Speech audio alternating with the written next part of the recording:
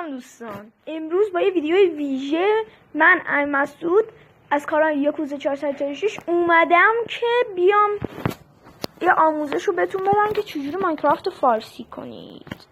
اول میزنید دانلود، هنوزم خودم اجرا نکردم، ادون کرافت پرشین لنگویج. این میاد براتون، ایشون نوشته برو بابا. خب این میاد، دریافت لینک دانلود رو میزنید و دانلودش میکنید. وقتی که دانلود شد میره توی ماینکرافت، باز کردم و ماینکرافت رو میزنید. فکر نکنید تموم شد، نه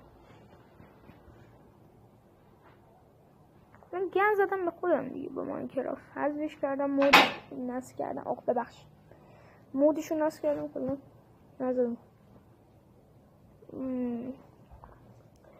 بدو توی همه نسخه هم اجرا میکنه.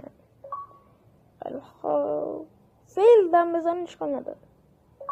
successful imported Persian language، اصلا موفقیت آمیزان بود. بعد میرید توی گلوبال ریسورسز که اگه مود دیگه میخواستین نصب کنید بیاید اینجا، موداتون اینجا قرار داده میشن. بعد این شکلیه پرشین لنگویجش، این شکلیه عکسش. من فورتنایت هم مودشو دارم، نه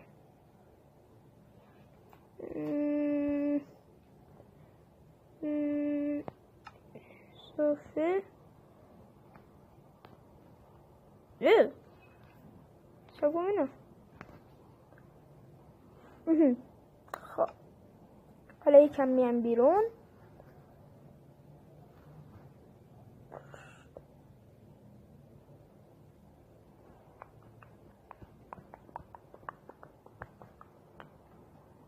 تا لود میشه میذاره لود.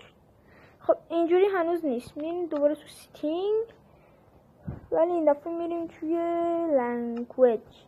لا فارسی ایران انتخابش میکنیم و بله بفرمایید. یه بعضیاشونو فارسی نکرده ولی بازم خوبه. انتخاب اسکین زده و بله، اگه کاری داشتید بهم بگید. خداحافظ.